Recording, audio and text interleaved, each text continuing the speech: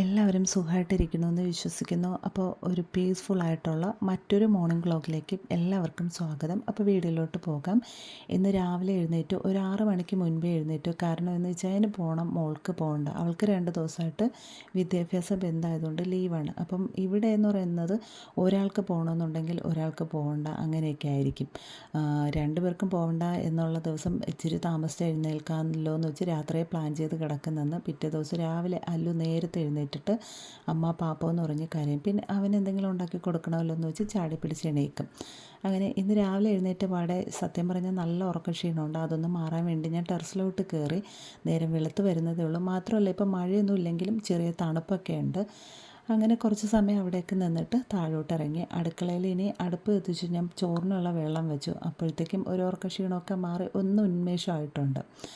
അപ്പോൾ ഞാൻ ഇനി കട്ടൻ ചായക്ക് വെള്ളം അടുപ്പത്ത് വെച്ചിട്ട് അപ്പം ഉണ്ടാക്കാമെന്ന് വിചാരിച്ചു. ഇന്ന് അപ്പത്തിന് കുറച്ച് ഞാൻ എന്നും മാവരയ്ക്കുന്നതിനേക്കാളും കുറച്ച് സ്പെഷ്യലായിട്ടാണ് അരച്ചത്. വേറെ ഒന്നുമല്ല, അരി കുതിർക്കുന്ന സമയത്ത് തന്നെ തേങ്ങ, പിന്നെ കുറച്ച് ഒരു 1/4 സ്പൂൺ ഈസ്റ്റ്, കുറച്ച് ചോറ്, 1 സ്പൂൺ പഞ്ചസാര, ഇത്രയും കൂടെ ചേർത്തിട്ട് അരക്കപ്പ് ഉഴുന്ന്, ഇത് ഇത്രയും കൂടെ ചേർത്തിട്ടാണ് ഞാനൊന്ന് കുതിർത്ത് വെച്ചിട്ട് അരച്ചത്. അപ്പം ഇത് എന്താ പറയുക, ഞാനിതൊരു വീഡിയോയിൽ കണ്ടിട്ട് നല്ല സോഫ്റ്റായിട്ടുള്ള അപ്പം ഉണ്ടാക്കുന്ന മാവ് എങ്ങനെ തയ്യാറാക്കുക എന്നുള്ളൊരു വീഡിയോയിൽ ഒരു സ്പെഷ്യലായിട്ട് മാവ് തയ്യാറാക്കുന്ന ഒരു വീഡിയോ കണ്ടിട്ടുണ്ടായിരുന്നു ഇടയ്ക്ക്. അപ്പോൾ അതൊന്ന് ട്രൈ ചെയ്ത് നോക്കാമെന്ന് പറഞ്ഞിട്ടാണ് ഞാൻ ചെയ്തിട്ടുള്ളത് ഈ രീതിയിൽ. പക്ഷേ അപ്പം ഞാനൊരു ഇച്ചിരി കഴിച്ചിട്ടുണ്ടായിരുന്നു, കൊള്ളാം. പക്ഷേ എനിക്ക് തോന്നുന്നു ഈസ്റ്റ് ചേർത്തുകൊണ്ടാണ് തോന്നുന്നു ഒരു ഇച്ചിരി പുളിപ്പ് കൂടുതലാണ്. എന്നും ഞാൻ മാവ് ഉണ്ടാക്കി വയ്ക്കുന്നതിനേക്കാളും ഇച്ചിരി പുളി കൂടുതലാണ്. അപ്പോൾ അപ്പത്തിന് കറിയായിട്ട് ഞാനിന്ന് പനീർ കറിയാണ് വെക്കുന്നത്. എനിക്ക് സത്യം പറഞ്ഞാൽ പനീർ വെച്ചിട്ട് കറി ഉണ്ടാക്കാൻ ഒന്നും അറിയത്തില്ല. പിന്നെ ഞാൻ പിൻട്രസ്റ്റിൽ ഒരു ഈസി ആയിട്ട് ഉണ്ടാക്കുന്ന മെത്തേഡിലുള്ള കറികളുടെ 2-3 റെസിപ്പീസൊക്കെ നോക്കിയിട്ടാണ് ഞാൻ ട്രൈ ചെയ്യുന്നത്. എങ്ങനെ വരും എന്നൊന്നും അറിയില്ല. പിന്നെ പനീരിന് സത്യം പറഞ്ഞാൽ ഫസ്റ്റ് ടൈം ട്രൈ ചെയ്യുകയാണ്, കഴിക്കുന്നതും ഫസ്റ്റ് ടൈം തന്നെയാണ്. എന്ത് ടേസ്റ്റാണെന്ന് പോലും അറിയില്ല. സത്യം പറഞ്ഞാൽ ഈ പനീർ ഇങ്ങനെ കാണുമ്പോൾ മേടിച്ച് നോക്കണമെന്ന് പോലും തോന്നാറില്ല.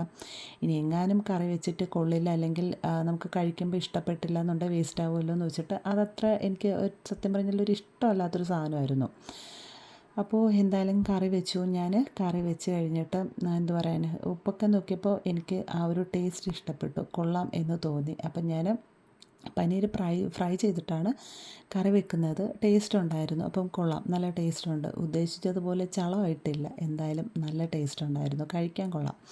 പിന്നെ ലാസ്റ്റായിട്ട് കുറച്ച് തേങ്ങാപ്പാലും കൂടെയൊക്കെ ഒഴിച്ച് ഗ്രേവിയായിട്ട് കുറച്ച് തിക്കായിട്ടാണ് ഗ്രേവി എടുക്കേണ്ടുന്നത്. വെള്ളം പോലെ ആയിക്കഴിഞ്ഞാൽ ആ ഒരു കറക്റ്റ് ടേസ്റ്റ് കിട്ടത്തില്ല. അപ്പോൾ പനീർ കറിയൊക്കെ വെച്ചു, അപ്പമൊക്കെ ഉണ്ടാക്കി, കട്ടൻ ചായയൊക്കെ ഇട്ട് എല്ലാം റെഡിയാക്കി വെച്ചു. അത് കഴിഞ്ഞിട്ട് ഇനി കുറച്ച് പയർ കുതിരാൻ ഇട്ടിട്ടുണ്ടായിരുന്നു. അത് കുതിർന്ന് ഇരിപ്പുണ്ട്. അപ്പം രാവിലെ ഇട്ടതാണ്.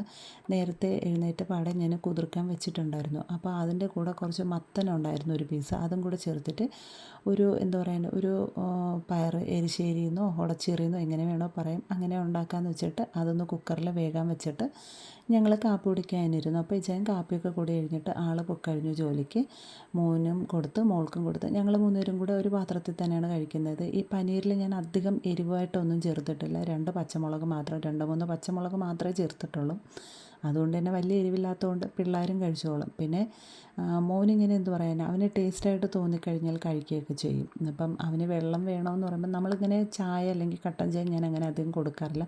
വല്ലപ്പോഴും കൊടുത്താലായി, നിർബന്ധം വെച്ചാൽ മാത്രം കൊടുക്കും, അത്രയേ ഉള്ളൂ. അപ്പോൾ അതിന് വേണ്ടി നിർബന്ധം പിടിച്ച സമയത്ത് മോള് വെള്ളമൊക്കെ എടുത്ത് കൊടുത്ത് അവനിങ്ങനെ ഈ സിപ്പറിൽ ഇപ്പോഴാണ് കുടിക്കാൻ തുടങ്ങിയത്. മുൻപ് സിപ്പറിൽ കുടിക്കാനേ അറിയില്ലായിരുന്നു. പിന്നെ ഞാനത് ഫീഡിങ് ബോട്ടിലൊക്കെ ശീലിപ്പിച്ചിട്ടാണ് ഈ ഒരു സിപ്പർ ഇപ്പോൾ ഈ ഇടയ്ക്ക് ഫ്ലിപ്കാർട്ടിൽ നിന്നാണ് മേടിച്ചത്. 184 രൂപയ്ക്കാണ് മേടിച്ചത്. സത്യം പറഞ്ഞാൽ ഈ ഒരു സിപ്പർ എൻ്റെ കയ്യിൽ കിട്ടിയപ്പോൾ ഞാൻ വിചാരിച്ചു ഇത്രയും ക്വാളിറ്റി ഉണ്ടാവുമെന്നറിയില്ല. ഇത് കാരണം മോൻ അവിടെ ഇവിടെയൊക്കെ എടുത്ത് എറിയുന്നത് കണ്ടു കഴിഞ്ഞാൽ പൊട്ടിപ്പോകുന്നതിന് തോന്നും. പക്ഷേ നല്ല ക്വാളിറ്റി ഉള്ള ഒരു സിപ്പറാണ്.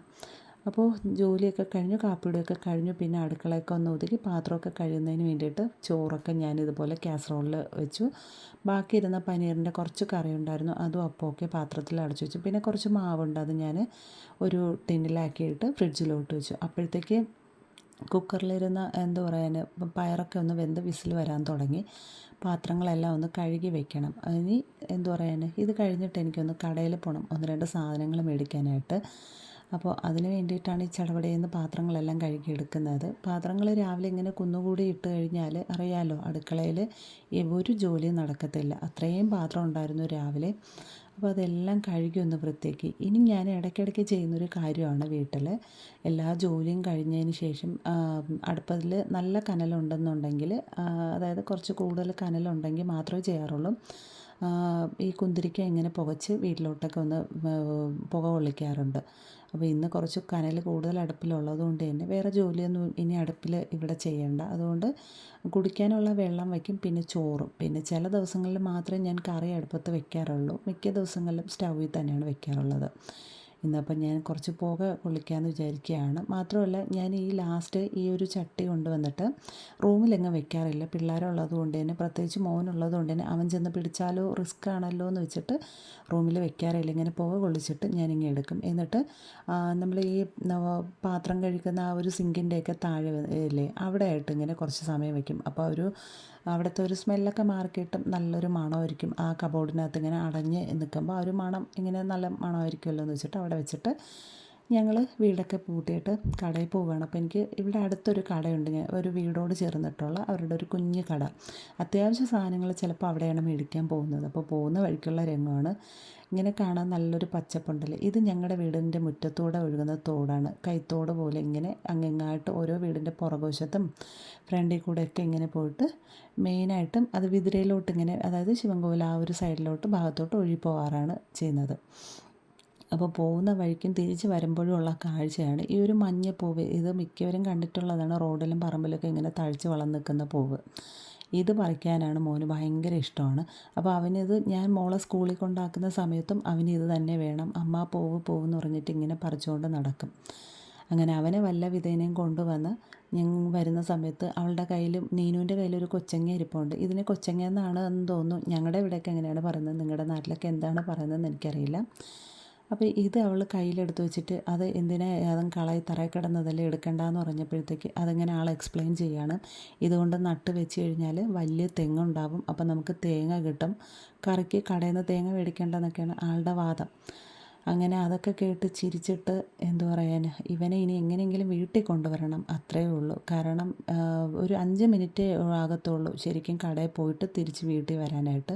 ഒരു 3/4 മണിക്കൂറെങ്കിലും ആയി കാണും ഈ 2 പേരെയും കൊണ്ട് ഉള്ള കഥയും പാട്ടും ഇതുപോലെ പൂക്കളും ഒക്കെ പറിച്ച് അടിയും പിടിയും ബഹളമൊക്കെ ആയിട്ട് ഞങ്ങൾ വീട്ടിലെത്തിയപ്പോഴത്തേക്ക്. ചില ദിവസങ്ങളിൽ ഇവരെയും കൊണ്ട് പോകുമ്പോഴത്തേക്കും ഞാൻ എന്താണ് മേടിക്കാൻ കടയിൽ പോയതെന്ന് പോലും മറന്നു പോയിട്ടുള്ള ദിവസങ്ങളുണ്ട്. അവിടെ പോയി നിന്ന് കുറേ സമയം ആലോചിച്ച് ഓർത്തെടുത്തിട്ടുണ്ട് ഞാനിങ്ങനെ എന്ത് സാധനമാണ് മേടിക്കാൻ വന്നതെന്ന്. കാരണം റോഡിൽ നിന്ന് ബഹളമൊക്കെ വെച്ച് ഇങ്ങനെ പൂക്കളൊക്കെ പറിച്ച് പോകുന്ന സമയം ഞാൻ ആ ഒരു സാധനം ഇവരുടെ പുറകെ നടന്ന് അതങ്ങ് മറന്നു പോകാറുണ്ട്. പിന്നെ വീട്ടിൽ വന്നിട്ട് അപ്പോൾ കുക്കറിൽ പ്രഷറൊക്കെ പോയി കറിക്ക് പാകമായിട്ട് ഇങ്ങനെ പയറൊക്കെ വെന്തിരുന്നതുകൊണ്ട് അതിൽ നിന്ന് കുറച്ച് മോന് എടുത്തു വെച്ചിട്ടുണ്ടായിരുന്നു. അത് കഴിഞ്ഞിട്ട് ഞാൻ മീൻകറി റെഡിയാക്കിയിട്ടുണ്ടായിരുന്നു. പിന്നെ എന്താ പറയാൻ, എല്ലാ ജോലിയും തീർന്നു. കടുവൊക്കെ വറുത്തൊഴിച്ചു, എല്ലാം ക്ലീൻ ചെയ്ത് വൃത്തിയാക്കി. അപ്പോൾ ഉച്ചവരെ എന്നല്ല, ശരിക്കും പറഞ്ഞ് ഇന്നത്തെ എല്ലാ ജോലിയും കഴിഞ്ഞു. ഇനി അല്ലറ ചില്ലറ പണികളൊക്കെ ഉണ്ടാകത്തുള്ളൂ, ചോറ് കഴിക്കുക അങ്ങനെയുള്ള കാര്യങ്ങൾ. അപ്പോൾ ഒരാൾ ഉറങ്ങിക്കഴിഞ്ഞു, ഒരാൾ ടി വി കാണാണ്. അപ്പം ഞാൻ എന്താ പറയുക, നല്ല മഴക്കോളും ഉണ്ടായിരുന്നു. അതൊക്കെ ഇങ്ങനെ എന്താ പറയുക പുറത്തോട്ട് കുറച്ച് സമയം നോക്കിയിരുന്നിട്ട് ചെറിയൊരു വിശപ്പ് തട്ടിയപ്പം ഒരു ഗ്ലാസ് കട്ടൻ ചായയും ചോറ് കഴിക്കാൻ സമയമാകത്തതുകൊണ്ട് ഒരു ഗ്ലാസ് കട്ടൻ ചായ റസ്ക്കും ഒക്കെ കഴിക്കാമെന്ന് വിചാരിച്ചു. അപ്പോൾ ഇത്രയേ ഉള്ളൂ ഇന്നത്തെ വീഡിയോ, ഇത്രയേ ഉള്ളൂ. അപ്പോൾ വീഡിയോ ഇഷ്ടപ്പെട്ടാൽ ലൈക്ക് ഷെയറും ചെയ്യാൻ മറക്കരുത്. പിന്നെ പുതിയതായിട്ട് കാണുന്നവർ സബ്സ്ക്രൈബും കൂടി ചെയ്ത് സപ്പോർട്ട് ചെയ്ത്